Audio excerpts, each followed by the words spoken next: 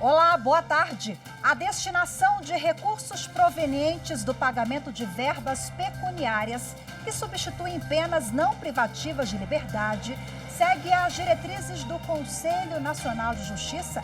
Em Minas Gerais, por exemplo, um hospital que fica em Santa Luzia, na região metropolitana de Belo Horizonte, recebeu recursos do Tribunal de Justiça do Estado. A iniciativa é um dos destaques do Jornal da Justiça de hoje. Vamos aos demais. O Conselho Nacional de Justiça dá início à 17ª edição da Semana Nacional de Conciliação. Ministro Alexandre de Moraes, do Supremo Tribunal Federal, determina que Polícia Federal ouça o economista Marcos Cintra sobre questionamentos a urnas eletrônicas. A decisão do ministro Alexandre de Moraes é no âmbito do inquérito das milícias digitais.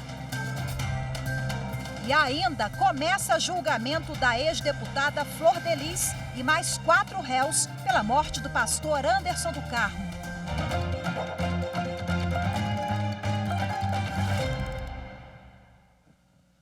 Começou hoje a 17ª edição da Semana Nacional da Conciliação. A ação promovida pelo Conselho Nacional de Justiça acontece em todo o país e busca atender principalmente as pessoas que estão com processos judiciais parados. Bom, e para a gente ter mais detalhes sobre esse assunto, eu converso agora ao vivo com a repórter Fernanda Porto. Olá, Fernanda, muito boa tarde para você. Conta para a gente, além desses processos parados, o que mais será foco dessa semana de conciliação? Seja bem-vinda, boa tarde. Boa tarde, Rafaela. Boa tarde a todos que estão acompanhando o Jornal da Justiça. Os tribunais também vão dar prioridade para os processos que estão na fase pré-processual, ou seja, que ainda não começaram a tramitar na Justiça. E o objetivo é justamente esse, evitar que essas situações, esses casos, se tornem uma ação judicial. O slogan desse ano é menos conflitos e mais recomeços. A Semana Nacional de Conciliação está sendo realizado em todos os tribunais do país, começa hoje e vai até a próxima sexta-feira. A ação busca acelerar o trâmite de processos, principalmente os que estão parados e que podem ser resolvidos com um acordo entre as partes, o que evita um longo período de tramitação e ainda alto custo na justiça. As pessoas que serão atendidas nesta edição já foram selecionadas, mas quem tem interesse pode solicitar o serviço. Para isso, basta procurar um centro judiciário de solução de conflitos e cidadania em todos os estados do Brasil. As questões que podem ser resolvidas vão desde a área civil, como execução de dívidas, direito de família e até ações sobre questões trabalhistas. Eu volto com você no estúdio, Rafaela. Muito obrigada, Fernanda, mais uma vez pelas suas informações. O ministro Alexandre de Moraes, do Supremo Tribunal Federal, determinou que o economista Marcos Cintra preste depoimento à Polícia Federal em até 48 horas. O ex-deputado vai ter que explicar os questionamentos que fez sobre o processo eleitoral. Em outra decisão, o ministro determinou que a Polícia Militar do Acre desobstrua vias públicas fechadas por manifestantes que também questionam o resultado das eleições. A decisão do ministro Alexandre de Moraes é no âmbito do inquérito das milícias digitais, que apura a existência de uma organização criminosa criada para difundir informações antidemocráticas. Marcos Cintra fez uma postagem na internet questionando o funcionamento das urnas eletrônicas. Na decisão, Moraes afirmou que o ex-deputado utiliza as redes sociais para atacar as instituições democráticas, notadamente o Tribunal Superior Eleitoral, bem como o próprio Estado Democrático de Direito, o que pode configurar em análise preliminar crimes eleitorais. Em outra decisão, também envolvendo atos antidemocráticos, o ministro Alexandre de Moraes determinou que a Polícia Militar do Acre faça a imediata desobstrução das vias públicas que estejam com trânsito interrompido por manifestantes. A Justiça Estadual já tinha determinado a liberação da área na última sexta-feira, mas a PM não retirou o grupo. A decisão atende a um pedido do Ministério Público do Acre, que apontou o descumprimento da ordem dada por Moraes há uma semana para a retirada de barreiras ilegalmente instaladas em atos contra o resultado das eleições. O ministro estabeleceu multa de R$100 mil por hora para os donos dos veículos utilizados em eventuais bloqueios e para quem der apoio logístico e financeiro aos integrantes dos atos. Amanhã, o ministro Alexandre de Moraes se reúne com procuradores-gerais de Justiça de São Paulo, Santa Catarina e Espírito Santo para tratar das investigações que identificaram financiadores e organizadores de atos antidemocráticos também nesses estados. O ministro Gilmar Mendes, do Supremo Tribunal Federal, atendeu o pedido da Procuradoria-Geral da República para ouvir a deputada federal Carla Zambelli, do PL de São Paulo. A PGR investiga supostos crimes praticados pela parlamentar, entre eles de posse ilegal de arma de fogo, ao perseguir um homem em São Paulo, na véspera do segundo turno das eleições. A medida foi solicitada pelo Ministério Público Federal ao Supremo Tribunal Federal para esclarecer as circunstâncias do uso de arma de fogo pela deputada federal Carla Zambelli. De acordo com a decisão do ministro Gilmar Mendes, os procuradores e a deputada deverão providenciar medidas tecnológicas para a realização da oitiva. O ministro destacou que, de acordo com a imprensa, a deputada está fora do Brasil e, por isso, o depoimento deve ser feito mesmo à distância, por e-mail ou aplicativos de mensagens. Além disso, caso o depoimento não seja realizado, o ministro autorizou que a apuração prossiga, mesmo sem os esclarecimentos da parlamentar. O ministro Gilmar Mendes entendeu que o depoimento é necessário e urgente para esclarecer os fatos. Consta no STF um pedido feito por advogados solicitando a abertura de investigação da deputada do PL por supostos delitos de porte e disparo de arma de fogo em desacordo com a lei. Zambelli foi filmada em uma perseguição armada contra um homem em São Paulo na véspera do segundo turno das eleições. Já está no ar mais uma edição do podcast Supremo na Semana. Entre os destaques, decisões sobre o Fundo Amazônia, desobstrução de rodovias e a visita do presidente da República à Corte após o resultado das eleições. A decisão do STF, que estipulou o prazo de 60 dias para a União reativar o Fundo Amazônia, que trata de financiamento para combate ao desmatamento na região, é o principal destaque desta edição do podcast Supremo na Semana. A relatora da ação é a ministra Carmen Lúcia. Já se teve nesta semana a sinalização de que alguns parceiros internacionais, especialmente Noruega e Alemanha, já se dispõem exatamente a que haja a recomposição do fundo, a adoção das providências e das tratativas que são necessárias, dos projetos em andamento e dos projetos que estão em carteira. Esta edição do podcast também traz detalhes do posicionamento da Suprema Corte para a desobstrução de rodovias bloqueadas em vários pontos do Brasil e ainda a visita institucional do presidente da República, Jair Bolsonaro, à Suprema Corte.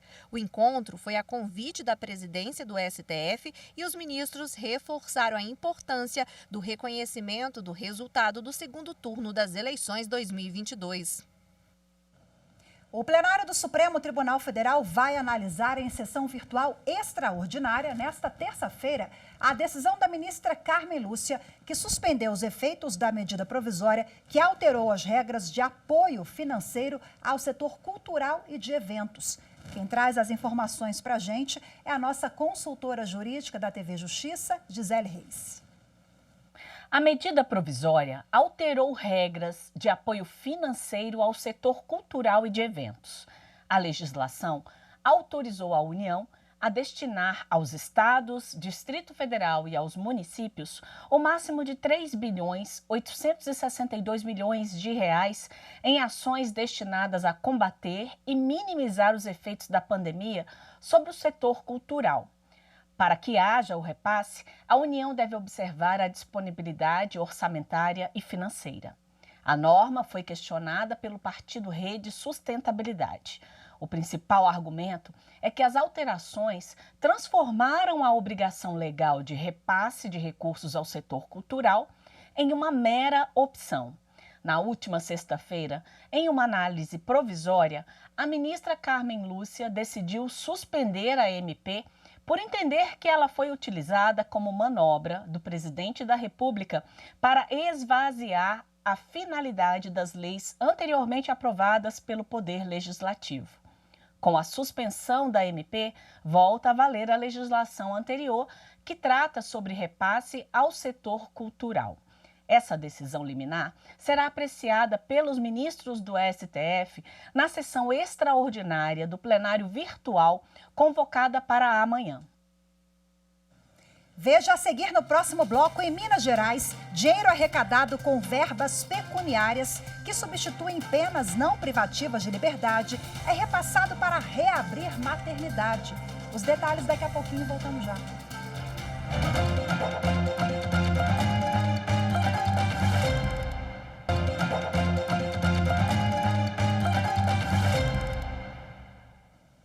O Tribunal de Justiça de Minas Gerais destina recursos para hospitais e entidades assistenciais todos os anos. O dinheiro é arrecadado por meio das verbas pecuniárias, que substituem penas não privativas de liberdade. Graças a esses recursos, uma maternidade de Santa Luzia, na região metropolitana de Belo Horizonte, foi reaberta e depois de 10 anos, os bebês voltaram a nascer na cidade. As igrejas históricas, os casarões centenários e o mosteiro de Macaúbas, um lugar que até hoje abriga freiras que vivem enclausuradas. Santa Luzia, na região metropolitana de Belo Horizonte, tem cerca de 221 mil habitantes, de acordo com o censo mais recente do IBGE. Santa Luzia guarda uma curiosidade interessante para a gente contar. Nos últimos 10 anos, de 2013 até o final de agosto desse ano, não nasceu nenhuma pessoa na cidade, nenhum novo cidadão luziense. O motivo é que a maternidade da cidade ficou fechada durante todo esse tempo. Nesse período, os partos passaram a ser feitos em Belo Horizonte. As gestantes aqui do município procuravam o Hospital Risoleto ou o Hospital Sofia Feldman, diretamente porque não havia o serviço de maternidade implantado. O fechamento da maternidade foi acompanhado pelo encerramento das atividades do Hospital São João de Deus. Foi um período difícil para a saúde pública de Santa Luzia. Com cerca de R$850 mil das verbas pecuniárias doadas pelo Tribunal de Justiça, foi possível equipar a maternidade com aparelhos modernos. No dia 1º de setembro passado, depois de 10 anos, os bebês voltaram a nascer em Santa Luzia. O nascimento do Henry marcou a nova era. Nesta solenidade, o presidente do Tribunal de Justiça, desembargador José Arthur de Carvalho Pereira Filho, fez a entrega simbólica de quase R$3 milhões em verbas pecuniárias para entidades como a Santa Casa de Belo Horizonte e para as APACs de Santa Luzia e de Janaúba. O Hospital São João de Deus recebeu mais R$450 mil que serão aplicados em uma nova subestação de energia. E nós já estamos começando as obras para a construção da subestação. A subestação me dá uma segurança de funcionamento de todos os meus equipamentos aqui dentro do hospital. Eu consigo funcionar um hospital em toda a plenitude e ampliar o hospital. É uma maneira de certa maneira, recompor, ainda que minimamente, o dano causado pelo crime. Bom, e agora para falar mais sobre esse assunto, eu converso ao vivo com o juiz convocado para o Tribunal de Justiça de Minas Gerais, Evaldo Gavaza. Seja muito bem-vindo. Boa tarde para o senhor. Boa tarde, Rafaela. À disposição. Bom, agora no finalzinho da reportagem aqui, a gente acompanhou ali um trecho da entrevista que já dá o tom, né? Mais ou menos do que vem a ser a verba pecuniária. E a pena pecuniária é uma forma do Estado recompor, recolocar aquela... devolver cidadania, autoestima para a cidade, porque quando a gente fala agora do hospital, né? Olha que significativo, as pessoas saíam de lá, iam para outra cidade, as mulheres, para ganhar neném, né? Então... mudou tudo. Eu quero que o senhor comece explicando para a gente o que vem a ser essa verba pecuniária, esse valor e a pena. Essa é um esclarecimento importante para que toda a população brasileira entenda que a prestação pecuniária é uma modalidade de pena restritiva de direitos, né, que consiste em pagamento de um valor à vítima, aos seus dependentes, E naqueles casos em que nós não temos delitos com identificação de vítimas, em que a vítima é a própria sociedade, o juiz fixa essa prestação pecuniária, e essa prestação pecuniária depois, pelos juízes da execução penal e pelos órgãos de gestão dos tribunais, são destinados para as entidades que apresentam projetos relevantes para toda a comunidade, como forma, como você bem ressaltou, de redução dos danos que toda infração penal gera na sociedade em geral. E esse repasse a entidades, de onde surgiu essa ideia? É uma iniciativa prevista em lei, regulamentada pelo CNJ. Como é que funciona, doutor? Bom, nós temos uma resolução 154 de 2013 do Conselho Nacional de Justiça, que dá as diretrizes gerais, né, de destinação de verba de prestação pecuniária, e o Tribunal de Justiça tem o seu normativo próprio, o provimento conjunto 27 também do ano de 2013, que estabelece todo o procedimento, todas as diretrizes, todas as formas de seleção, de escolha e de apresentação desses projetos de entidades que vão receber essas verbas de prestação pecuniária. É um procedimento muito democrático, muito transparente, impessoal e que privilegia efetivamente projetos de maior relevância em todos os âmbitos da sociedade civil. E aí, essa relevância que vai determinar a escolha das entidades, é isso? Sim. Só a título de exemplificação, né, de acordo com o contexto que se apresenta, é que o juiz da execução penal, que é o gestor da verba de prestação pecuniária, e no caso de verbas ainda não utilizadas, o grupo de monitoramento e fiscalização do sistema prisional, ele direciona, sugere ao Tribunal de Justiça algumas áreas que devem ser priorizadas. No período da pandemia, nós verificamos, o Tribunal de Justiça verificou, né, que a pandemia, além das consequências negativas para a saúde pública, também afetou de forma muito radical a economia do Estado, das pessoas, né? E aí, nesse período de 2020, 2021 e 2022, o Tribunal de Justiça fez a seleção de projetos para que todas as áreas fossem beneficiadas e também todas as regiões do estado de Minas Gerais. Nós temos reativações de construções de UTI, doação de insumos para a aquisição de medicamentos, melhoria das condições do sistema prisional, melhoria das condições de cumprimento de pena. Nós estamos falando de visita virtual, construção de UTI, reativação de hospitais, aquisição de insumos diversos para essas áreas que foram atingidas. O senhor já pontuou no início, mas eu queria voltar mais uma vez para a gente fechar esse tema, né? É uma forma, então, de minimizar os impactos provocados àquela sociedade, né? E a sociedade também vendo o que o Poder Judiciário está fazendo, isso é muito bacana, né? Porque tem essa questão também da gente trabalhar a importância da ressocialização, a importância desses valores todos, né? Envolvidos nessa verba pecuniária. Só para, Rafaela, para que as pessoas que nos assistem, nos ouvem, tenham ideia, o Tribunal de Justiça de Minas Gerais, nos últimos 2 anos, destinou algo em torno de 26 milhões de reais diretamente. As entidades, hospitais, aqui em Belo Horizonte, recentemente, nós tivemos um incêndio na Santa Casa, aqui de Belo Horizonte, e o Tribunal atento, isso fez uma destinação emergencial.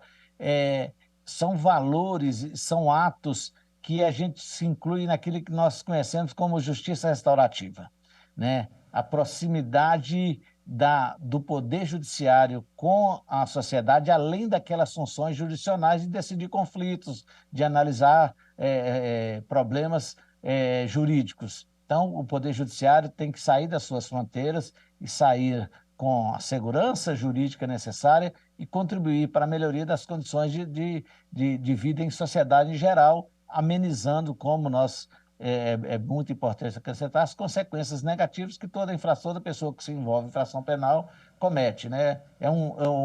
A infração penal é um dano social, e esse dano social tem que ser reparado com boas ações, com boas práticas, com atitudes relevantes. Maravilha, boas práticas não faltam aí no TJMG, a gente acompanha e noticia sempre, viu? Parabéns pelo trabalho, boa tarde, muito obrigada pela entrevista. Eu que agradeço, o Tribunal de Justiça está à disposição sempre que for necessário para qualquer esclarecimento, para que seja a população saiba perfeitamente, com transparência, as coisas do Poder Judiciário de Minas Gerais. Muito obrigada. Boa tarde. Tchau, tchau.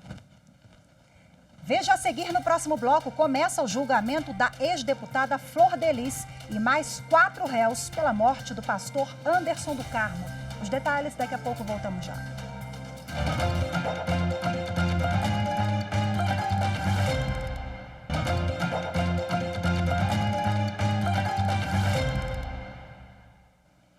Após 4 adiamentos, começou hoje o julgamento de 5 envolvidos na morte do radialista Valério Luiz, em Goiânia. Maurício Sampaio, ex-presidente do Atlético Clube Goianiense, e mais 4 réus respondem pelo crime ocorrido em 2012, a poucos metros da rádio onde a vítima trabalhava. Segundo denúncia ao Ministério Público, na época, o assassinato foi motivado pelas críticas constantes do apresentador ao time de futebol. O juiz Lourival Machado da Costa, da 4ª Vara Criminal de Crimes Dolosos contra a Vida, preside a sessão. A previsão é que o julgamento dure pelo menos 3 dias. E também começou hoje o julgamento da ex-deputada Flor Delis e mais 4 réus pela morte do pastor Anderson do Carmo. As informações ao vivo com a repórter Evne Araújo. Olá, Evne, muito boa tarde para você. Oi, Rafaela, boa tarde. O julgamento começou por volta das 11 horas da manhã, 2 horas depois do que havia sido previsto pela Justiça do Rio de Janeiro. A previsão é que o Tribunal do Júri dure mais de um dia, porque além da ex-deputada Flor Delis, outros 4 réus também vão ser julgados. A ex-parlamentar, a filha biológica dela, Simone dos Santos, a neta, Rayane dos Santos, e os filhos afetivos, André Luiz e Marze Teixeira, são acusados de matar o pastor Anderson do Carmo, marido de Flor Delis. O crime ocorreu em junho de 2019 em Niterói, na região metropolitana do Rio. Rafaela. Muito obrigada, Evne, pelas informações mais uma vez. Os casos de estupro com vítima menor cometidos no ambiente familiar deverão ser julgados nas varas de violência doméstica quando não houver vara especializada em crimes contra criança e adolescente. A decisão é da 3ª Seção do Superior Tribunal de Justiça. Está na lei. Casos que envolvem crimes contra menores devem ser julgados em varas especializadas. O Estatuto da Criança e do Adolescente definiu ainda que, não sendo criadas essas varas, os processos deverão tramitar nos juizados de violência doméstica.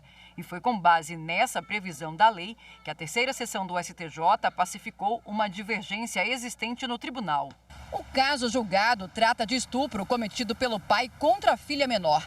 A 5ª Turma do STJ havia decidido fixar a competência no juízo criminal comum por entender que, embora o crime tenha sido praticado em ambiente doméstico e familiar e a vítima fosse a própria filha, a motivação teria sido a pouca idade da menor e não qualquer questão de gênero. Já a 6ª Turma vinha compreendendo que o estupro de vulnerável, quando cometido por pessoa relacionada à ofendida por vínculo doméstico e familiar, deveria ser julgado na vara especializada em violência doméstica.